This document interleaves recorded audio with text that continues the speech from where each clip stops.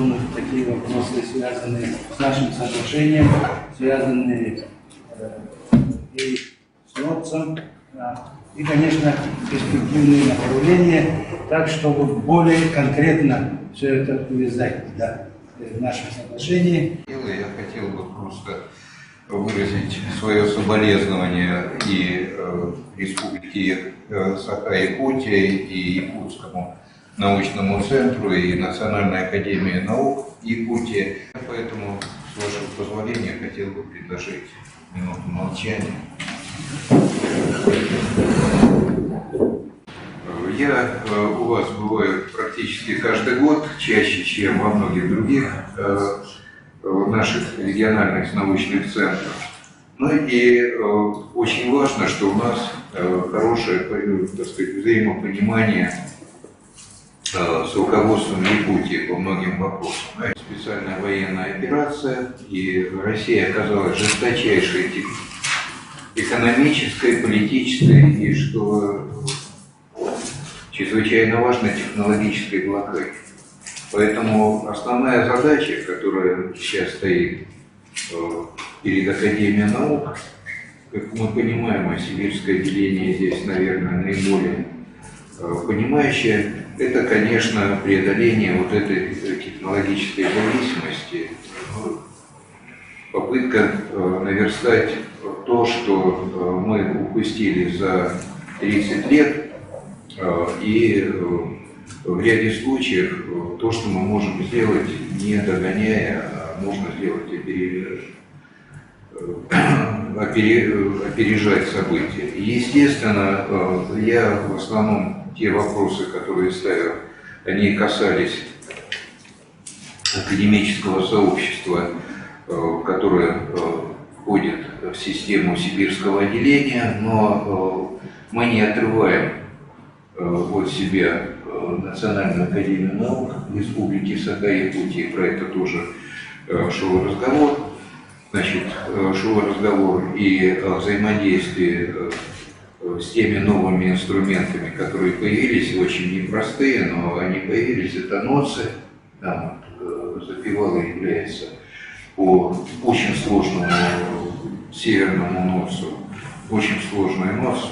Сейчас, грубо мы даже удивляемся, как вы на это пошли. Так, 5 субъектов федерации. Вот. Но Запевалой, безусловно, является и ваш Северо-Восточный университет, Федеральный университет и Академия наук Якутии при непосредственном участии и организации Сибирского отделения, ну и,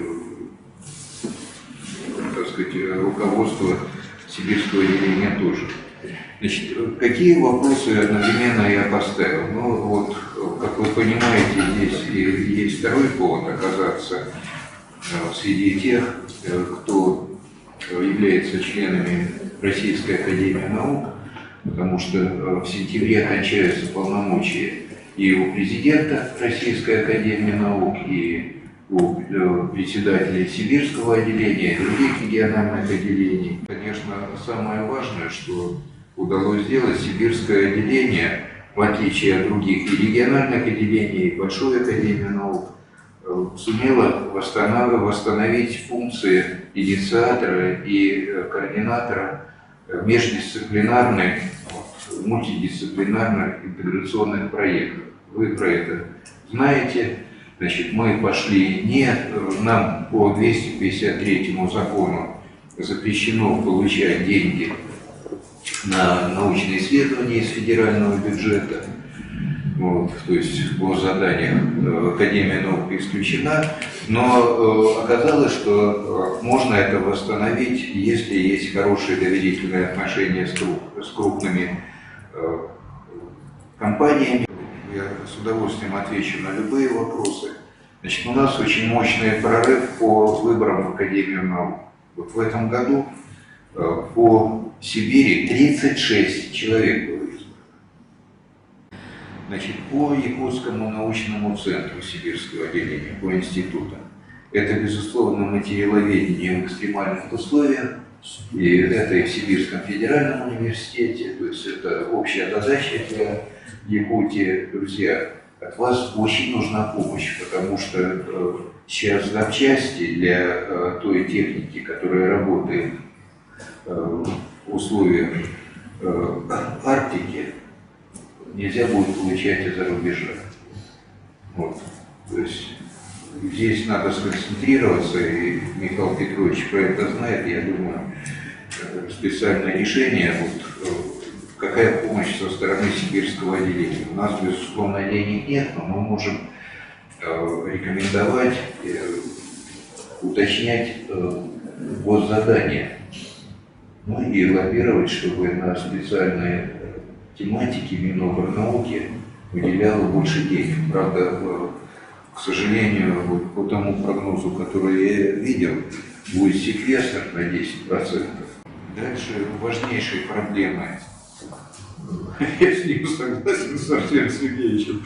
Он сказал, вот, мол, академическая наука и Росгидромет думает про глобальное изменение климата, содержанием СО2 в атмосфере. На самом деле все, что происходит, это десятки лет вперед, а может быть сотни и тысячи лет вперед. А вот то, что касается устойчивости сооружений инженерных, это проблема, которая вот так вот за глотку берет. И здесь как раз ваш институт межзвуковедения является одним из главных игроков. Поэтому, так сказать, тоже, так сказать, надо продумать, как нам держаться вместе. Я что могу сказать? Мы в сибирском отделении, тоже вопреки тому, что делает Академия, создали несколько научных подразделений прямо внутри сибирского отделения. Это не институты, мы их называем центрами. Вот есть научно-исследовательский центр НИИС «Экология». Там очень активный руководитель, он руководитель Норильских экспедиций, Юркевич. Значит, и они работают по всей России уже по многим вопросам, в том числе помогают своими методами физическими, так сказать, определять устойчивость, делать прогнозы. Я думаю, что с Михаилом Николаевичем это, безусловно, можно было бы, так сказать, так, консолидированно сделать намного быстрее. Ну и, наконец-таки, это общее согласие, это криохранилище коллекции семян федерального масштаба. В Якутии сделан еще один научный центр мирового значения по палеонтологии в районе столбов Ленских. Значит, дальше вопросы поднимались по Попегайско-Конторским месторождениям. Значит, ну, вы знаете, там они движутся потихоньку, но есть вопросы, где нужна помощь и более активная деятельность. Движение Сибирского отделения с Национальной академией наук республики Саха-Якутия Николаевич подготовил проект соглашения, его надо критизировать, но чтобы оно было не просто бумажкой, которой можно было отчитываться, чтобы мы взяли это подписали, а те вопросы, где мы можем идти вместе, ну, в том числе, наверное, учитывая, ну, вы лучше знаете,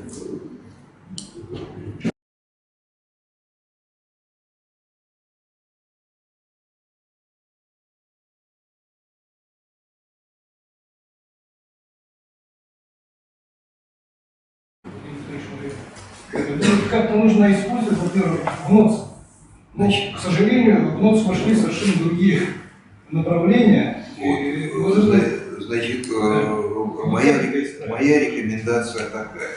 Вот, к сожалению, получилось так, что мы с вами по разным федеральным округам, но вот по Сибирскому федеральному округу, полпред по нашему округу специально сейчас ведет работу по импортозамещению, импортонезависимости. Мы работаем с его аппаратом.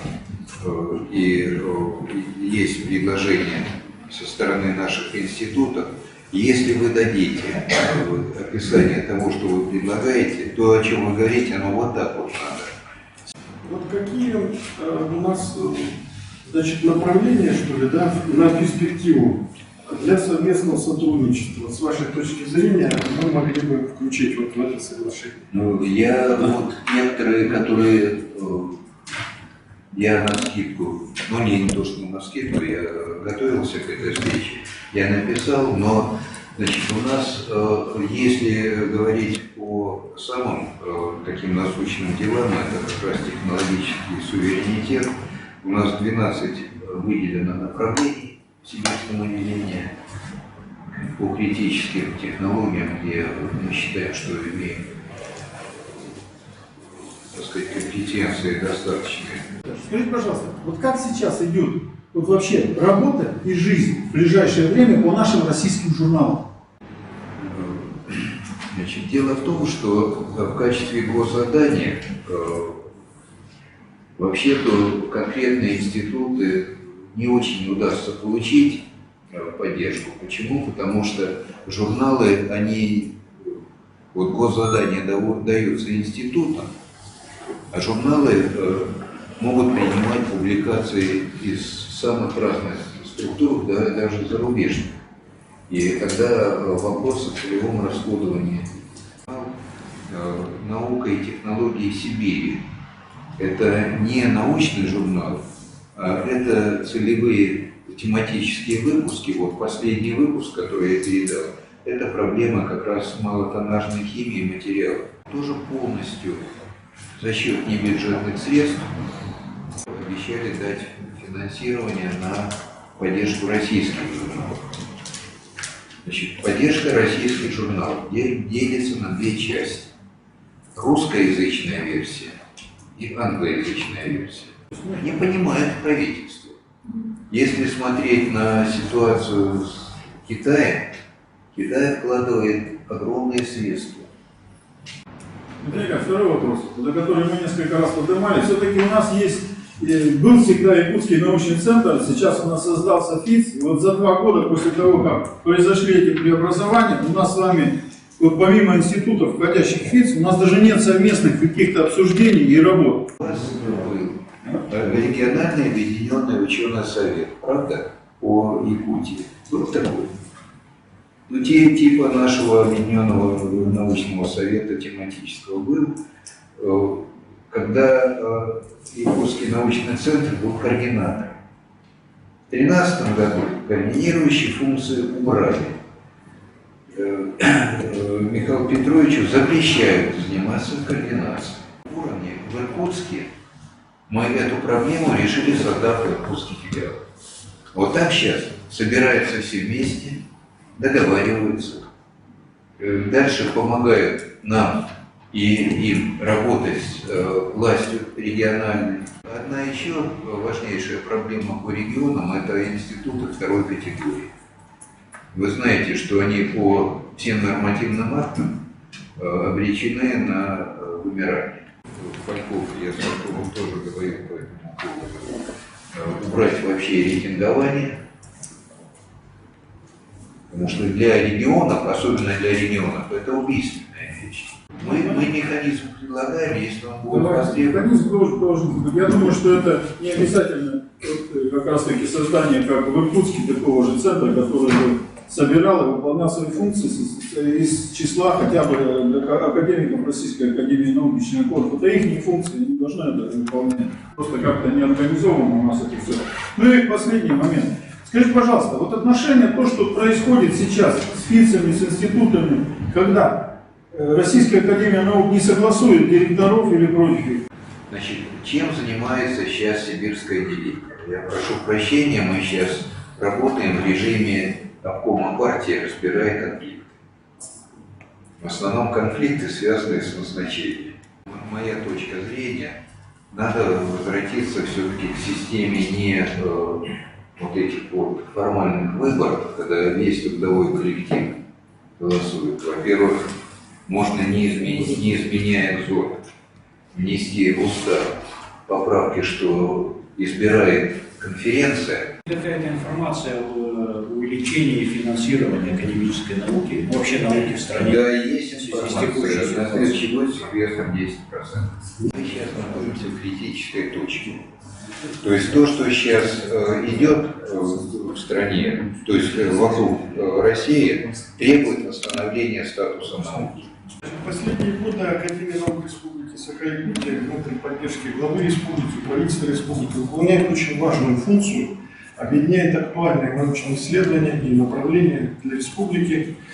Мы хотели бы иметь льготные какие-то арендные условия по аренде помещений ФИЦа. Это первый вопрос.